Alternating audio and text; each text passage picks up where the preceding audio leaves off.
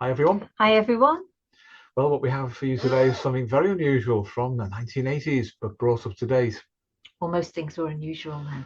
Yes, Yeah. yes, most things were unusual then because we hadn't got over the 70s and they were very unusual. Yes, Believe indeed. me, we were there. Yes, we were. So what we have for you today, we suggest that you look out for it in your everyday relating, because if you do, you will see it. Yeah. This is not a statement on identity politics or anything like that, but it's more to do with a very fundamental and instinctive adaptive strategy that's still used, but it's brought up to date in the context of how the Jungian animus seduces the woke feminine. Enjoy. Yes, enjoy. See you Why not? soon. See this. So, yeah, we're okay on this. This concept of pseudo androgyny is something Pauline and I developed on clinical grounds in the 1980s, so at least 40 years ago, so it goes back that far. It expresses differently in the current zeitgeist, but it's about Darwin largely and adaptation to relationships in different ways. And a pseudo androgyny for us, as that term was coined all those years ago, was really a tactic that certain men would use in targeting a certain kind of woman within a competitive environment like a workplace.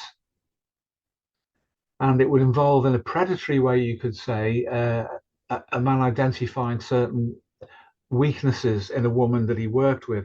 It's not a difficult thing to do, because if you work with someone in a constrained environment like that, like an office, you pick up a lot from people very, very quickly. So you can make a judgment about where their vulnerabilities are in terms of relating, what can be exploited. And one of the things that both biological sexes do is assess a person's relationship field. And what I'm about to say is contra the zeitgeist now.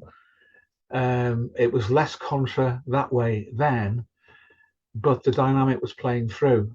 And it's along these lines: is that if a woman, should we say, I don't know, mid to late 20s, in a 20s, so to speak, 40 years ago in an office environment, had, because of her life experience, an issue with her own identity. And I do not mean being, gay, queer, or whatever they call themselves these days with respect to identity politics, but simply a divided understanding of her femininity, because that may have been repressed through relationships, perhaps to her parents, perhaps to previous relationships, perhaps to a current relationship. So she hardened herself up in what the Jungians of the day would have said an animus-like persona. And that would result in the reduction on the outside of her femininity, but a hardening of approach, which would be off-putting to some men, not others, including this kind of person here, who still exists and still functions, by the way. He hasn't gone away, despite the orientation collectively of the culture. So that loss of femininity from the psychological aspect of the persona, but it may still be retained in terms of the woman's actual external presentation, will be picked up by people who want to break the relationship that that person may have, perhaps just for amusement or sport. Exploitation, certainly. Hence, Sigmund is he's looking out to camera as if to say, this is typical of the thing that I find. This is Freud metaphorically. So what would happen is that the approach would be made by a man who would, in classical Jungian terms, feminize his persona. That I don't mean by being a transvestite or a transgender or anything like that, but in terms of the warmth of his relating and the attenuation of his masculinity. But he might look masculine at the same time, which for a Jungian would give off the impression of being androgynous in that classical sense. Now, what that did to women who were the victims of this kind of thing would be to present an unconscious representation of wholeness, male and female, all in one. Now, that woman would not have to have any kind of conscious understanding of Jungian theory, for this to work. It would just have to appear to be a masculine man in whatever form. It could be his intellect. It doesn't have to, doesn't have to be his physical appearance, although that's part of it.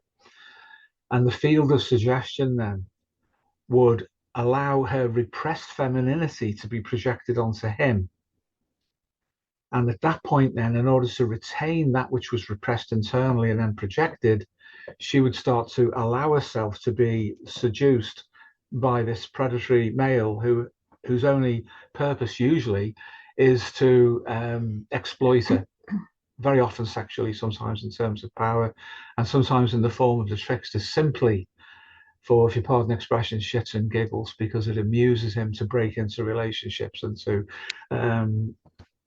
basically lead women on and use, abuse, and dump them psychologically, sexually, socially, or whatever it might be. So this was a predatory tactic of some men, and it was very common in the 80s and the 90s and so forth, until woke began to cloud everything with respect to the perspective. But it still happens. And there's a bandwidth of men who will make this approach. There's the genuine, aggressive Freudian Adlerian predator, and then there's the subdominant male, who is nothing like the other guy I've just described. But that's an adaptive response. And basically to say, I can see you're a biological woman, I'm a biological man, but my masculinity is attenuated because I can't compete. If I emit a feminized persona towards your masculinized persona, I have learned that that will draw attention to me, and then maybe I can have you. So those two approaches still operate now, but it's not as obvious anymore because of the way that woke is structured. Hence, the trickster is holding that placard and finding it to be amusing. That woke is concealing this kind of reproductive Freudian approach and also social dominance approach through Adler. In both cases, Freud and Adler being corrupted. So hence, how the animus seduces the woke feminine. That's how it operates this way. So a lot of these men will ally themselves to collectives of woke, particularly where there are women to exploit, and they attempt to do that by appearing to be vulnerable whilst they edge their way in. And some of them will meet women who are so woke and so classically animus. I'm not going to use those pejorative statements. I'm tempted to, such as animus ridden or animus possessed. That's the kind of thing that Jungians would talk about, but I'll try not to say that. It's difficult not to, but I'll try not to. So women like that, though, will, some of them, sniff out what's going on, and that poor man will walk into his own trap. And he'll be basically enslaved and forced to act out the woke role of subdominance and being bullied. So he'll actually make things worse for himself. And that's the subdominant male, but the other kind will know exactly what the odds are of any kind of success that he may want to get out of that situation.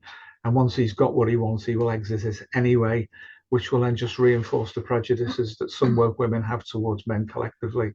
And so the whole thing then is catabolic in terms of its result. So sorry about the over-explanation on that one, but because this kind of thing still happens, but it's now concealed. Yeah. Sorry, Paul. Well, we can't. Yeah.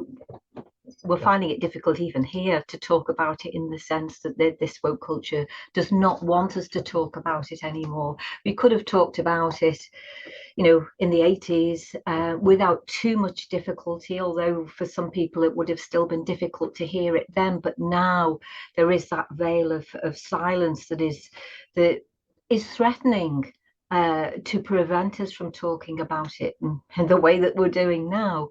With respect to the two options that you presented there, with respect to the man and male psychology, you could say that the less masculine male, maybe, of the two, the subdominant one, I think, as you described him, is more likely to be, he's going to be sucked in and probably hollowed out by the experience of a woman who is configured in the way that you've just described.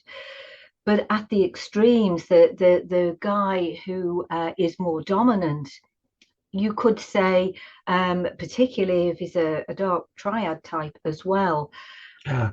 he will exploit the woman in the sense that he will groom her. I think grooming is an appropriate word for that. And we all know the potential consequences of that, particularly if the guy is a dark triad type, because it could result in the woman's murder. It has resulted in that. So, you know, it can go from something that at least on the surface appears to be benign, in the sense that at least the couple concerned keep it within their relationship to one another.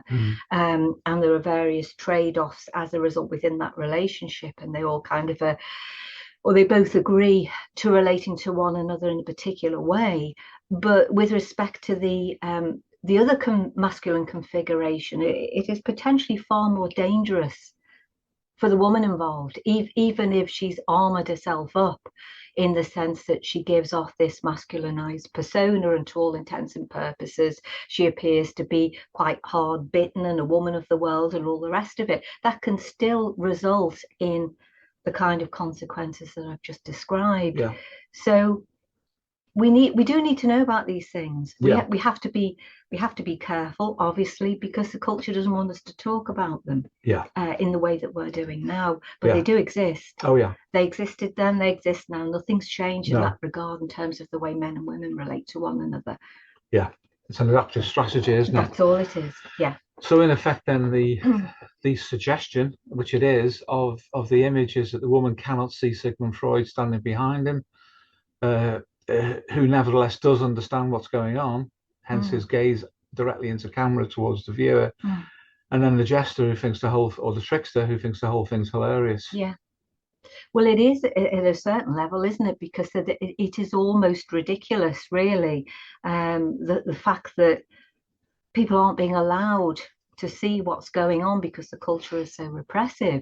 But you're absolutely right. I mean, the figure of Freud standing behind the guy, well, that tells you everything you need to know. This is a mating strategy, even more than a relating one. And it is a strategy that some subdominant men will use towards women to get what they need reproductively as well. And of course, part of the seduction for either kind of a man will be humor. Part of the courtship. Make the woman laugh. Until the joke's on them. And how many women say, I love a man who can make me laugh. You know, they kind of all fall for that, don't they? Collectively, the sisterhood falls for that idea. So it's, you know, they're prepared to receive it. So it's still there. And it's a pseudo androgyny still, because it doesn't meet the qualifying criteria for woke anyway. It's completely fake, even from the perspective of woke. But it's a strategy to overcome that some men will take and still do.